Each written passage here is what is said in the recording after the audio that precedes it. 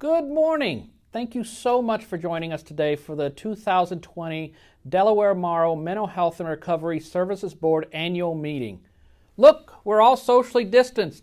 Just in case, though, I did bring my little bottle of hand sanitizer to make sure that I'm completely healthy. My name is Tony Coder, and I'm the Executive Director of the Ohio Suicide Prevention Foundation. We're a statewide nonprofit working to bring changes in attitudes and perceptions surrounding suicide and its relationship to mental illness and drug and alcohol abuse. For more about who we are and what we do, visit our website at ohiospf.org. I'm also a Morrow County resident and have lived in Mount Gilead for the past 17 years. My two oldest sons graduated from Mount Gilead, and my youngest son is a sixth grader at Mount Gilead Middle School. So I know what a wonderful community and wonderful people reside in Morrow County, and I'm happy to call it home. Now, normally, this event is held like any other typical banquet. We would be in person with one another. I'd be up on a podium, probably a stage of some kind. We would be celebrating the many folks who are getting awards and celebrating a great year that the board has had in 2020. But this hasn't been a typical year, has it? This has been a year of hardship, of fear, of uncertainty. But it's also been a year of community, a year of people helping one another, a year of realizing just how essential our essential workers truly are. Whether it's answering hotline calls from people in distress, finding ways to counsel those who need it, making sure essential needs are still being met, or even just keeping the finances in order, your work in 2020 makes you a hero. The Delaware-Morrow Mental Health and Recovery Services Board, thank you for all of your hard work and for continuing to provide residents with the essential care and services they need. One example is a call that I received a few weeks ago from a 21-year-old woman who was suicidal. I gave Deanna and the board a call, and immediately they got me in touch with someone who was able to help this woman. So even though we might not see every story and every person that we impact, our impact truly is something great to those who live in Delaware and Morrow counties. I'd like to begin our program today with Board Chair Joe Gelati. Joe has been a board member since 2017 after a long career with the Ohio Department of Mental Health and Addiction Services.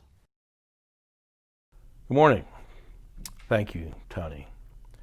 My name is Joe Gelati, and I'm pleased to be the chairperson of the Delaware-Morrow Mental Health and Recovery Services Board. I'm proud to be a member of this board because I believe we're poised for growth and development in 2021. The population in our two board areas is projected to rise over the next few years, and the variety of the geography in both of the counties requires some creativity in thinking about how to problem solve. I appreciate the time and commitment of our board members. By definition, we are all volunteers, and by definition, a volunteer is someone who freely commits to an enterprise or undertakes a task. Qualities of a good volunteer include reliability, being there when you say they're going to be there, good interpersonal skills, because we have to have good, honest, and open discussions, and ability to learn quickly because things change quickly. We have to make decisions based on recent data. Good problem-solving skills, because not everything's an easy issue. Our board is driven by Ohio statute, Ohio Revised Code 340, which, among other things, requires that we establish a community support system in each of the communities, and that we protect the personal liberties of individuals who have a mental illness or substance abuse. Our board has 14 board members, and they commit to monthly meetings, and in addition to that, they commit to participating in subcommittee meetings, the Finance Committee, Planning Committee, Infrastructure Committee, and the Executive Committee. So multiple board members participate in multiple committees, and that's multiple time commitments. During this past year, I've been very proud of our board members, our staff, the contract service providers, as they've learned to be creative in a virtual environment. Under Deanna's leadership, the board has strengthened its members, its staff, and infrastructure to meet the challenges of 2021. I'm looking forward to working with each of our board members as we meet those challenges in the next year. Thank you very much. Thank you, Joe, and thank you for your leadership. It is so valuable to have someone on the board who is such a tremendous leader and tremendous partner in the work we're trying to do. Our next speaker is Heidi Kegley. As superintendent of Delaware City Schools, Heidi has been a tireless advocate for the mental health and wellness of nearly 6,000 students from the pre-K to 12th grade and has played a major role in helping students access behavioral health care through prevention programs and counseling services. I'm Heidi Kegley, Superintendent of Delaware City Schools. As a parent and as an educator, I am so grateful for the prevention resources the Delaware-Morrow Mental Health and Recovery Services Board provides. I've seen firsthand the impact made in our schools and in our communities in Delaware and Morrow County. They are providing the prevention resources which are critical always, but especially now. We know our students and families are experiencing trauma and uncertainty. We also know the prevention which has been and is currently being provided is essential in helping us all navigate this pandemic. Centero Behavioral Health Services for Youth, Maryhaven, NAMI Ending the Silence, RPR, Too Good for Drugs, Too Good for Violence, Helpline, Question, Persuade, Refer, Signs of Suicide, and Dating Violence are just a few of the partners and programs being provided in Delaware and Morrow County by the Delaware-Morrow Mental Health and Recovery Services Board. The collaboration and cooperation are essential to ensure that these prevention resources are reaching all of the corners of our counties. When prevention resources are provided and brought to the schools, this helps us to eliminate barriers of transportation and time. Our families are busy and they are working hard. By providing the programs in our schools, we are able to meet the students where they are, and they can reach out to the trusted adults in their schools for additional support. We know through the programming, students begin to understand they are not alone in how they are feeling or what they have experienced or what they will experience in the future. Our students come to us with a story, just as each of us has a story. Sometimes we know the stories, and sometimes we only find out pieces of the stories. But the stories make us who we are. In the book, Walk to Beautiful, Jimmy Wayne shares his story of growing up and the obstacles he overcame during that journey. He also shares the many experiences he has had in schools and in the communities he lived in during his school years. His story resonated with me as I thought about the different students I have had and the opportunity to meet and get to know them over the years, and why we all have an important role in understanding their story and providing the specific support they need to experience success. We can never miss an opportunity to connect with a student because we may never know the lasting impact it will instill in that student. We also can never miss an opportunity to provide prevention education and resources to the students in our communities. You need to know that every interaction matters, and even if you do not directly see the impact, you need to believe you did whatever it took to help the student as they were growing and developing. As I was thinking about all of the prevention education, I thought of the many students I have interacted with, both as an educator in Delaware County and as a parent in Morrow County. I thought about the thousands of decisions these students will make and the ability for them to remember what they have learned through prevention education. One particular student comes to mind. This student grew up in a home where there was drug abuse and untreated mental illness. and there were multiple moves between homes and schools as he grew up. Sometimes he would live with his family, and sometimes he would have to live with someone else. Unfortunately, his dad died of an overdose, and his mom continues to struggle with her addictions. He has and continues to make healthy decisions. He experienced so much that could have easily helped him make a path and make a turn that was not towards healthy decisions. But he chose those healthy decisions and chose the path that was not what he had experienced growing up.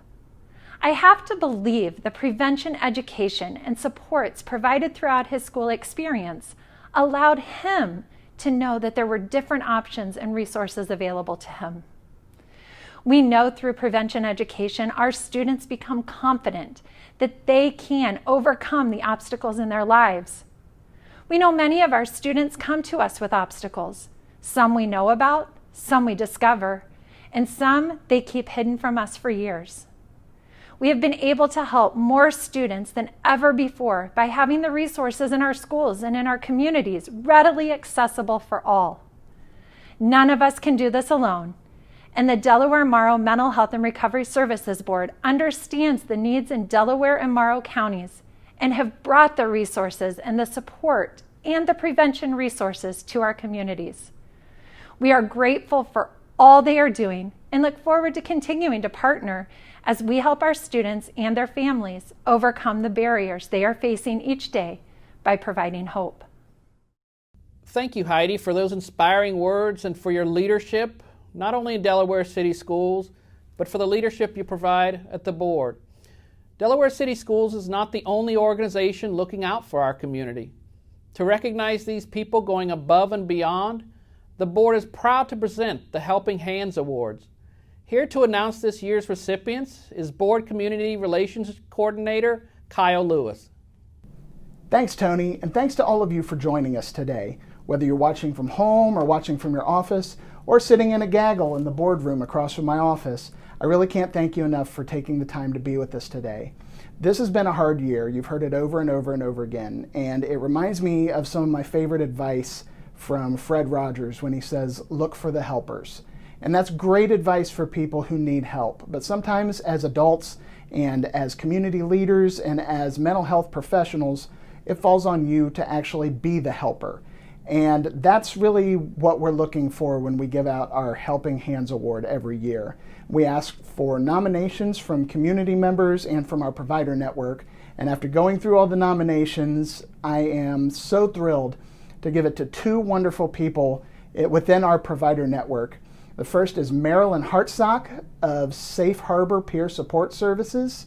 The second is Bobby McEldowney of Mary Haven. Marilyn is the Fiscal Operations Manager for Safe Harbor. She's been working there since 2011. Her coworkers describe her as the backbone of the organization, supporting staff and consumers. Bobby has been working as a peer recovery support specialist for Mary Haven for the last 2 years, and her friends describe her as passionate and driven to serve others. According to her coworkers, Bobby is able to establish a rapport with clients like no one else. Congratulations to you two, and thank you so much for everything you do.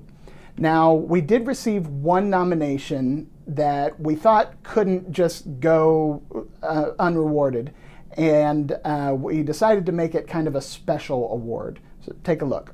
And you were nominated. What? What? Yeah. Yes, you were. So That's very not nice. only do we have something for you, I printed you your nomination so you can keep it and read it. Nice. That talks about, and for us it was two things. You were nominated by Angie Lee from Safe Harbor Peer Support Okay. for the work that you did with them distributing food during the pandemic. And then from us for your work with Deb. Okay. Because we really felt like your leadership has kind of held things together.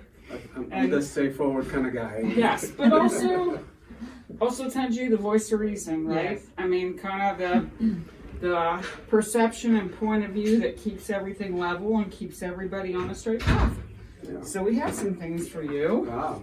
Okay, So good. that you keep that. And in keeping with our And I'm gonna do this backwards. There you go. With our hero thing. Oh, nice. Yeah. I like that. So that's for you. Okay, I'll come over here.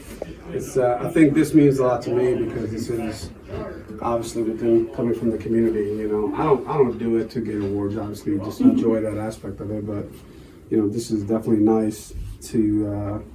Anytime you recognize something, it's nice. So, but I definitely just appreciate the fact that I'm able to help and be part of it. We'd like to thank Lieutenant Grewal of the Ohio State Highway Patrol for all the help he's given, going outside his job description and really just going above and beyond for everything he does for the citizens of Morrow County and the state in general. So thank you guys for being with us today, and back to you, Tony. One program the board is especially proud of is the Community Crisis Intervention Team program. Law enforcement officers attend a 40-hour CIT course that helps them recognize and react appropriately to mental health and addiction-related crises. CIT training can bring community leaders together, help keep officers and citizens safe, and save a community lives, and promotes positive interactions between law enforcement and behavioral health systems. For the program to work, a community needs dedicated officers and trainers, and today we're honoring one of the best. Here's Board Associate Director Rihanna Maddox to introduce our CIT Officer of the Year, Bob Hatcher of the Delaware Police Department. This year we're honoring Officer Bob Hatcher with the CIT Officer of the Year Award. CIT is most famously known for the core 40-hour training that we have for law enforcement, mental health clinicians, and our community partners so that we can strengthen our crisis system. Although CIT is best known for training, CIT stands for Crisis Intervention Teams, and no one embodies this more than Officer Hatcher. Officer Hatcher is very involved in the community of Delaware. He's served on Delmore Dwellings Board since 2016. He is actively involved with many of our small businesses, our mental health partners, Main Street Delaware. Honestly, if there's an activity in town, you'll likely see Officer Hatcher there. So we really want to extend our gratitude to him for, facilitating all of the things he's done, growing Massett to a point of, having it be something that's very impressive. It's gained attention across the country and honestly grown to the point where we've had to add new positions to facilitate all the work that needs to be done to help the residents of Delaware County. So here's to you, Officer Hatcher. We really appreciate all your help and we couldn't do it without you. We would probably fill so much time in today's program by having community members talk about Officer Hatcher's impact, but hopefully his trophy, our gratitude, and the embarrassment we've already caused him will do the trick. Our second keynote speaker today is Lewis Center native Ryan Danley. Ryan is a sought-after speaker and entrepreneur, but his life hasn't exactly been what he thought it would be when he was younger.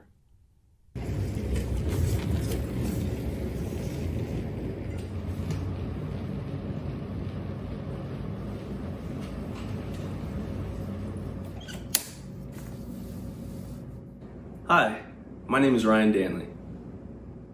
I was born in Youngstown, Ohio, and I moved here to the Worthington area when I was 12. Graduated high school in Thomas Worthington, and then I went to Butler in Indiana, where I stayed for a period of about 10 years until I came back for a job at Honda.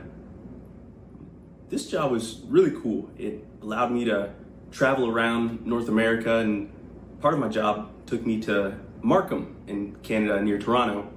I actually had some friends in Canada who I'd met at a music festival a few years back. And so this job allowed me to reconnect with them, which was really great. One time they invited me and my wife up to a friend's cottage to go snowmobiling. And I had never gone snowmobiling, but I'm all about adventure and I'm like, okay, this sounds like an awesome time. Let's do it. So we go up there and there's about 18 of us and we're having a great time. And the first day, everything goes well and I have a wonderful time snowmobiling. And this actually caused me to go to bed early. And I wanted to get up early so I could be one of the first people on the snowmobiles. And I did, and I was. And so we went outside and we're Actually, in the back of my friend's property, there's a lake called Williams Lake. It's not very, very big, but it's Canada in the wintertime. So this thing is frozen. There's snow up past our knees. And, we are ripping these snowmobiles around this lake. And, I'm going the same path that I'd gone the day previous. And, for some reason, I kind of veered off differently. And I was going and going and going. And the neighbors had a dock that jutted out from the land. And it was unmarked. It didn't have any red markers on it or anything like that. And unfortunately, I didn't see it until it was a little bit too late. So I come back to, and I'm on my back looking at the sky, and my friends are around me, asked me if I'm okay. And I thought I was. And I didn't feel any pain at the time. And they're like, okay, let's go back to the house and get everything started. And get the day started, have a good time. I'm like, okay. And I went to stand up and nothing happened. Like, nothing. It was really unsettling. And so all I could repeat to myself was, what did I do? What did I do? And from that point on, I was under the care of healthcare workers. My friends actually had to snowmobile out the EMS to get where we were. And they put me on a stretcher and carried me through the woods about a mile, where they put me on an ambulance and took me to a place where a helicopter could land, and took me to the hospital. And I spent about 2.5 weeks in the hospital in Canada before I was able to make my way back to Ohio. And I met so many wonderful people who took care of me along the way. And, unfortunately, this video can't go on too long, so I don't want to name all of them. But one that I do want to highlight in particular is a gentleman that I met when I got to Ohio. His name is Nate Casey, and he was my physical therapist the entire time that I was at Dodd Rehabilitation Hospital at Ohio State University. Main thing that I'm looking for, and you can watch here, is for your toes to come up, just like that.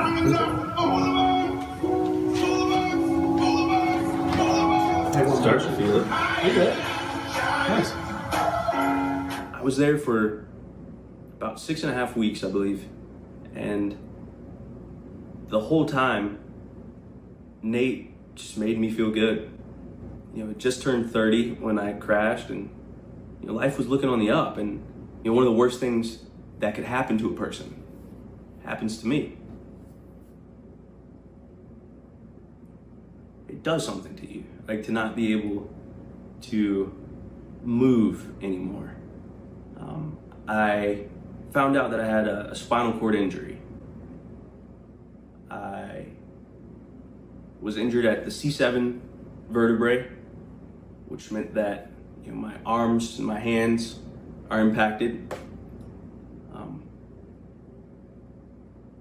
and basically everything below my chest. And so coming to terms with that is something that takes a long time, and something that, quite frankly, I'm still dealing with.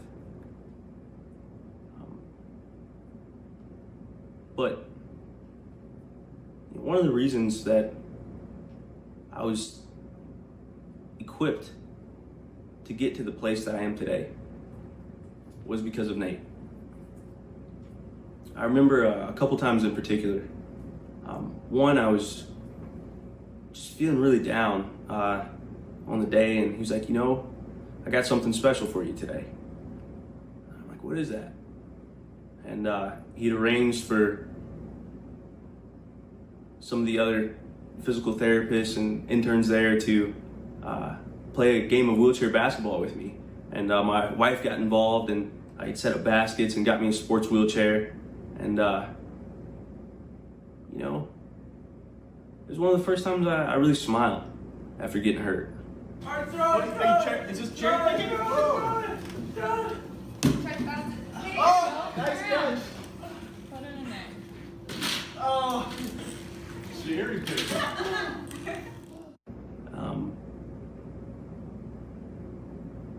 And Nate was just someone who's willing to put in the extra time and extra effort with you. I believe out of all the weeks I was there, I don't think he missed a Saturday, actually. He would schedule extra sessions with me and just dedicate his time to making sure I was okay. And I really appreciated that. And if it wasn't for the wonderful healthcare workers, the nurses, the PCAs, the massage therapists that would come see me, psychologists that would come visit, the doctors that would make their rounds, the rec therapists that were able to put a smile on my face when it was quite hard to do so. If it weren't for these people, the people that cleaned my room and changed my sheets and made me feel comfortable in a place where it's really difficult to be comfortable with lights and noises and smells. If it weren't for all these people, I would have been equipped to make it home. The general baseline, the general foundation that would get me through the hell that I would encounter when I got home and realized that life was always going to be different. So thank you for going above and beyond.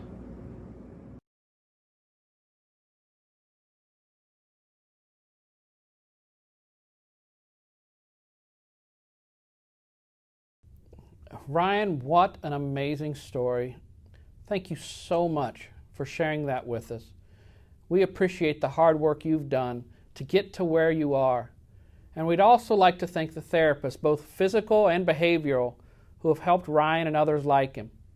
We're happy to say that Ryan has recently become a board member for Safe Harbor Peer Support Services. Congratulations, Ryan. We'd like to take a moment to recognize one of our essential community partners. Morrow County Sheriff John Hinton was recently recognized by the Ohio Association of County Behavioral Health Authorities for their 2020 CARES Award after being nominated by the Delaware-Morrow Mental Health and Recovery Services Board. Sheriff Hinton was one of 8 first responders, local officials, and healthcare workers across the state to win this award, and it's one he truly deserves. Thank you so much, Sheriff, for your continued advocacy for mental health and addiction services, and congratulations on your recent re-election. Our final award today is the Arthur S. Fleming Award. You know, Delaware residents may recognize the name of the former Ohio Wesleyan graduate and eventual university president. Fleming is known nationally as one of the architects of Social Security, as President Eisenhower's Secretary of Health, Education, and Welfare, and eventually serving as the chairman of the United States Commission on Civil Rights. With a resume like Fleming's, the award bearing his name must go to someone who has dedicated their career to making their community a better place to live, and we're happy to give it to someone who has done just that. For nearly 30 years, Jim Wilson has made sure that the most vulnerable residents of Delaware and Morrow counties have a place to call home. His organization, Delmore Dwellings, provides housing, services, and support to the most vulnerable members of our community, allowing their residents a chance to lead as typical a life as possible. The hard work of Jim and his dedicated staff has paid off in a major way, as Delmore Dwellings opened Courage Court, a brand new housing complex in Delaware City that will house 40 neighbors, staff, and provide much-needed meeting and recreation areas. Congratulations again, Jim. You know, we thought that after 3 decades of service to mental health in Delaware and Morrow counties, just having your own trophy fell a little bit flat. That's why the Delaware-Morrow Mental Health and Recovery Services Board is proud to announce today that Jim Wilson is the final recipient of the Arthur S. Fleming Award, and in 2021, this will be the first year of the Jim Wilson Lifetime Service Award. Our final speaker today is Board Executive Director Deanna Brandt. You know, not only can I call Deanna a friend, but Deanna has been leading the way for the board since 2017 and has truly made her mark on the behavioral health community in Delaware and Morrow counties.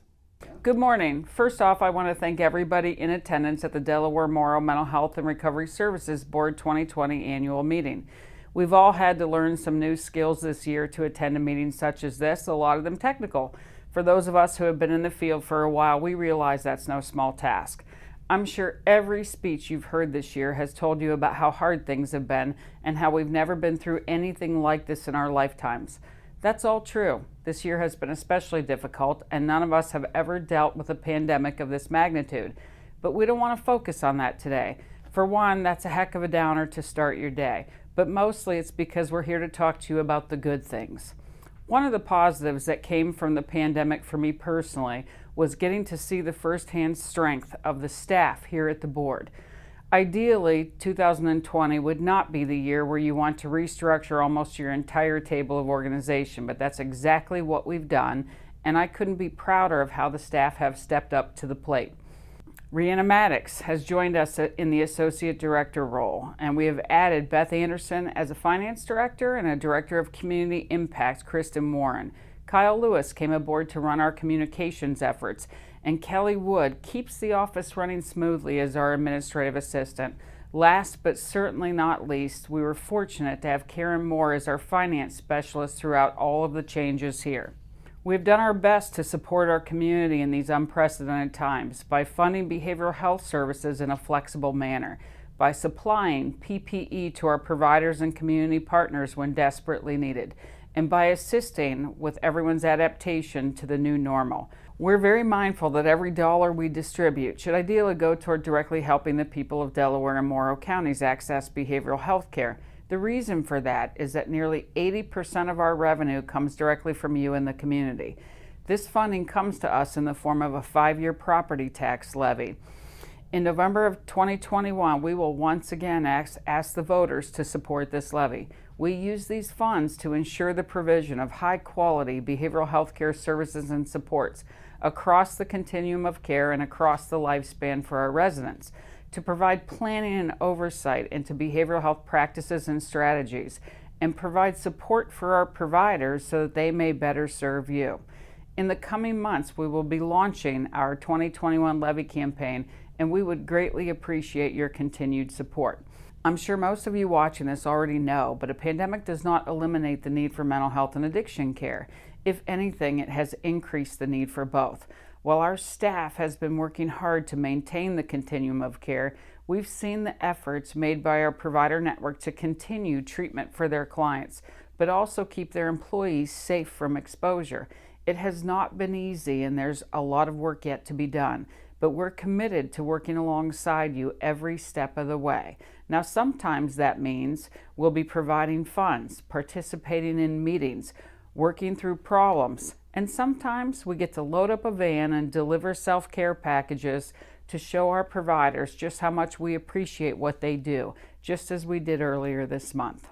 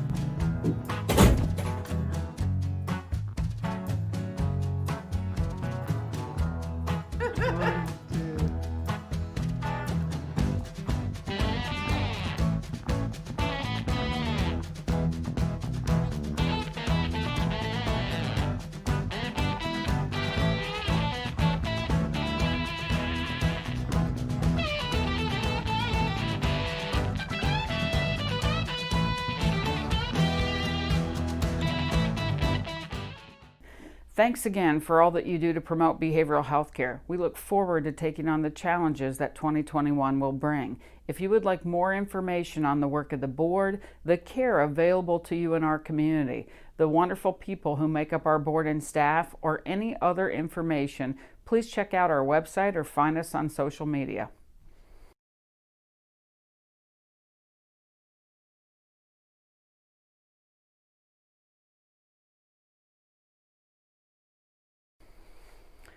Before I let you go, there is one more presentation we had to do. I had no prior warning for this, and my staff can be very sneaky.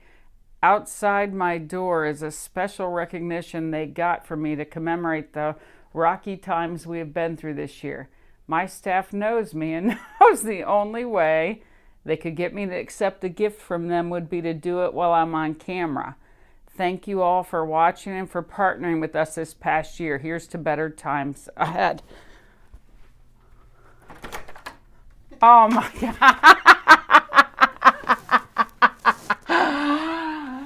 Can you read it? If you want the rainbow, you have to put up with the rain.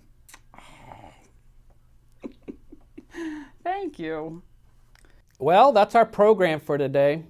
We'd like to thank you all for joining us today. And again, we want to give a heartfelt thank you to all of our providers, their staffs, and all of our community partners as we wind down 2020. We still have so much work to do. But after all we've been through this year, I think we're up to the challenge. Have a great afternoon and enjoy your holidays safely.